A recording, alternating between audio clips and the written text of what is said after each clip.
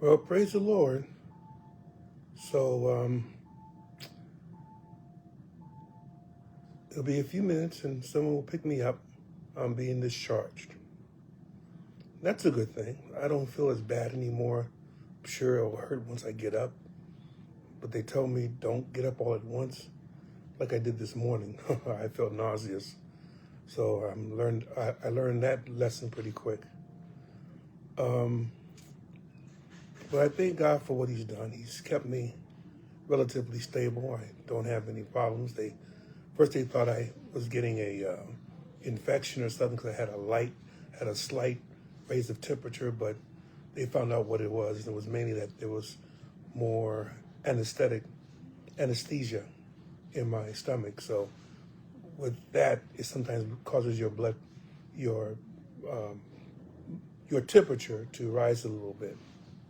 But I'm okay. So they checked everything off. I walked around the hospital, went up the stairs, down the stairs, and I visited my wife.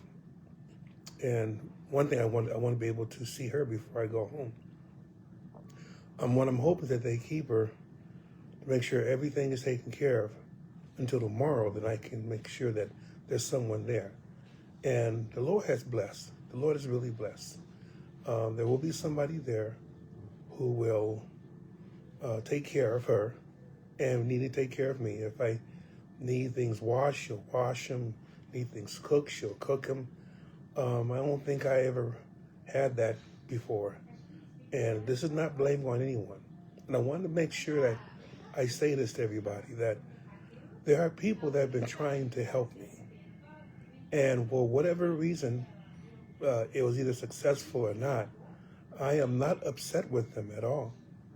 But I'm very happy that they had the idea of helping me. First, I want to start off with my own pastor. That's his sister that needs to be taken care of.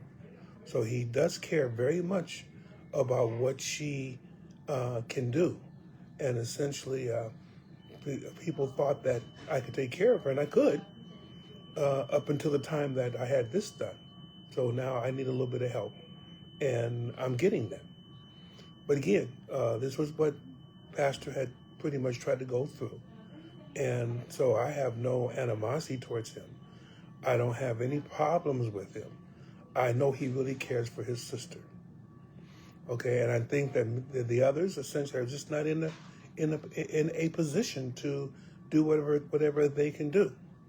Now, also before you start talking about my son, just let you know that my son did as much as he could, but he really does not know how to take care of Mama like I know how to take care of Mama. I know how to take care of her. I know how to deal with her. I know how to, when I get up in the morning and she is hollering at night, I understand and I can calm her down. So I think people trying to get him to do this and that and the other. Remember, he has to work. He has to work a full 8 hours. And essentially, and even after that, he has to go see his son. So I don't expect him to be free until maybe 9 o'clock, 10 o'clock at night. And that's okay with me. I don't mind that. It's not that he hasn't deserted me. He's been right there with me. He's been actually he's been one of my, he's been my support. He's been one of my major supports. And I thank God for him. I thank God for my sister-in-law, Melody, that she tried. But you have to understand with her, too. She has a medical condition that essentially her back and her neck are pretty much like mine. And even though she's already had the operation, it still hurts with her. So essentially, I'm not going to try to put her in danger for it to get even worse because she still has to work as a nurse. So I just want you to be sure that what I'm saying on here is not to tear down anyone, but it's to thank God for what he has done.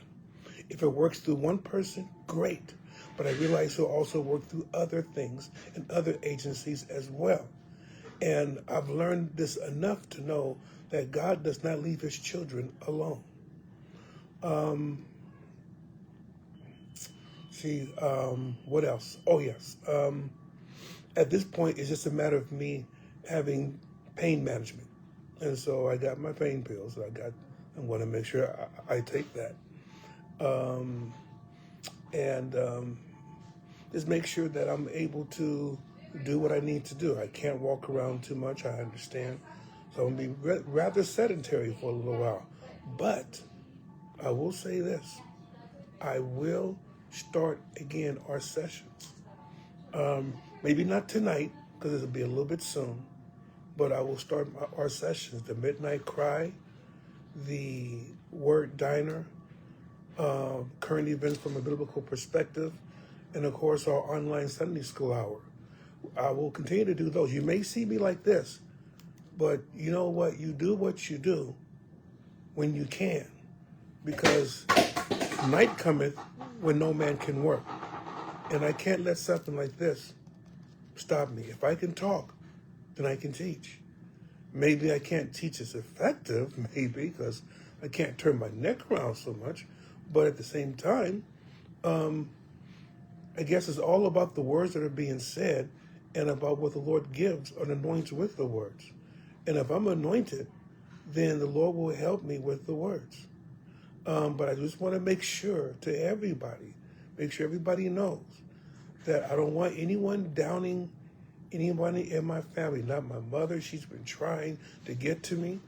My mother, not Sister Amy's mother, but my mother. She's been trying to get to me, but she has a husband who actually is in his first stages of Alzheimer's. So she has a big job trying to take care of him as well as deal with her health. So all these things, you may say, well, how come he can't do it? How come she can't do it? How come he can't do it? Well, I'll say for those who have been helping me, I thank God for them. I thank God for those who've been able to step in, for those who've been able to step in monetarily, been able to give me encouragement and strength, been able to just let me know that everything is not faulty or it's not faltering. And that gave me the strength to just go ahead and say, you know what, let me take care of this myself. Because to be honest, after all is said and done, and I'm saying this once, I'm going to say it one more time, Sister Heyman's responsibility is me. I am her responsibility. So I have to be the one that makes sure that she's taken care of. I can try to push it on others, but then essentially that means I'm taking the back seat, and I can't be taking the back seat. And I apologize for those who essentially felt I was doing that, because there's no way that they should have been burdened with the responsibility of making sure she's taken care of. But right now, she's doing okay. I got to see her yesterday. She had dialysis today, but she looks like she's in good enough position, whereas essentially if I was ready, then she would be able to come right home. So she's in okay shape. She's in okay shape. But I thank God that my son took her to the hospital when he did, because I didn't realize that she had pneumonia. And that, of course, can take so many people out, especially in her condition. So see, God protects us. We don't always think he does. We don't always think that he is really taking care of, but he really is. He sees what we don't. And because of that, we're able then to do the things that we need to do. God knows exactly what's happening. So I put all my hope, my trust, my faith in Jesus. That's who I am. Even through all this, he has done remarkable things for me. And I want you guys to understand that he has done marvelous things for us. And it's not to blame anyone whatsoever. Because many of you have been able to say, I'm praying for you. And that's good enough. Praying, it says the effectual fervent prayer of a righteous man availeth much. So if I have all of these fervent prayers of righteous people, I know they're going to avail a lot. And I thank God that he has been able to hear the prayers of the righteous. I mean, I haven't had really any complications in my thing. I just didn't realize that, yeah, neck surgery is major. I did not realize how major it was. And maybe that was the thing. I thought, well, I can get out the following day and I'll be okay. No, no, no. The pain is still there. No, no, no. If you get up, you get up too fast, the nausea is still there. The what do you call it? The lightheadedness is still there, and you could faint. So I'm learning about what to do with this. And this whole thing, I said, was going to take at least a month to heal, if not more than that. So for a little bit, you'll have to see me in this contraption. But just know that God is blessing me, and He's giving me hope, and He's giving me strength. And I have to thank God for what He has shown unto me. So saints of God, continue to pray, and that's good. But I also want you to rejoice. Rejoice. Rejoice. That we rejoice that this is what God does. He makes sure that His people are taken care of. And you'll know also when he does that for you, that He will take care of everything. Of course, He uses people to help. Use people as His arms, yes. And I'm definitely learning not to refuse anyone. But just know that God is in control, saints. And you have to believe that He's in self-control. Well, Elder Heyman, He was in control. He wouldn't have to be in this neck. Yes, I should have. Because, to be honest, I had no idea my neck was as messed up as it was. When they showed me the MRI on my neck, I'm thinking to myself, how in the world am I not feeling any pain? I'm not feeling any numbness, not feeling any weakness anywhere. My weakness is in my legs and in my feet, and that's because of my back that's been that way anyway. So I had no idea that my neck was in such a condition. So again, it was the Lord that was able to reveal things and let me know that essentially, that lets me know how precarious a position I was in. And as I said before, what did my heart so great was right before surgery, the doctor who was to do it, he was the chief neurosurgeon at Kaiser over in Anaheim. And what he did, he said, let me pray for you. I said, oh my goodness, I didn't care what denomination he was in. I'm not going to say, I'm not going to have prayer because you're not apostolic. No. That was kind of him. That was nice of him. So I thank God for the prayer that he had. Then he had me pray as well. So I prayed for him to guide his hands through this. And then his nurse prayed for me. So I was blessed. I was very blessed. And I feel nothing, saints, but peace. I feel nothing but peace on the inside. Thou wilt keep him in perfect peace, whose mind is stayed on thee, because he trusts in thee. And I trust in God. I trust in God that things are going to happen the way they should. I trust in God that people will be in place. And I've already made the calls. It's not like I'm trusting people and I'm not even done anything. I've made the calls, saints. I've made the calls.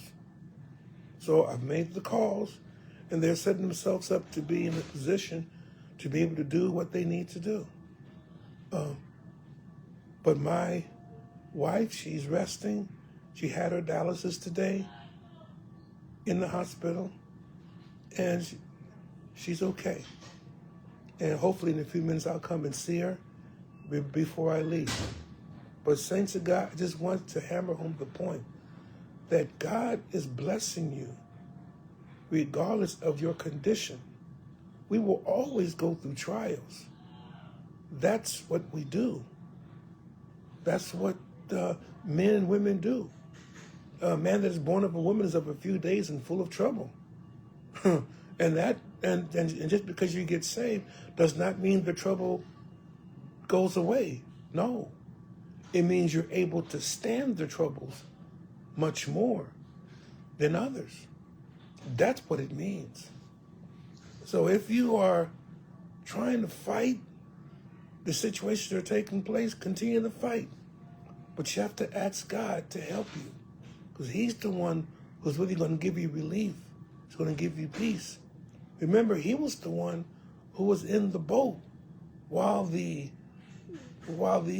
disciples were scared in the middle of the sea, and the waves were crashing and the wind was blowing, and they thought they were going to capsize, or water was going to get in the ship and they would sink.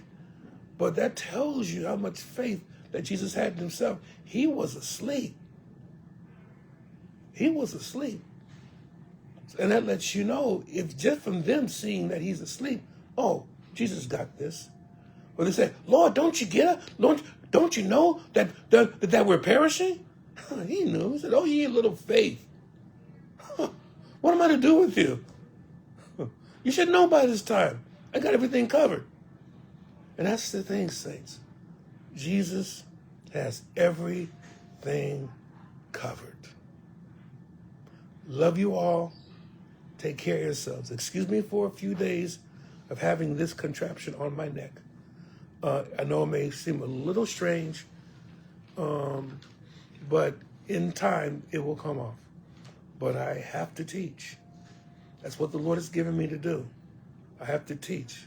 But also remember, please don't start blaming anyone for what they did or did not do, because no one knows the full story.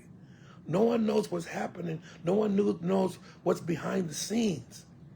So please don't, if I have insinuated that people just did not do the help when they needed to, then that's on me. That's my fault. I apologize. That's my fault. But please know that there are people that were able and willing to help. And they were going to be in a position where they can help at a later time as well. But in each in its own time.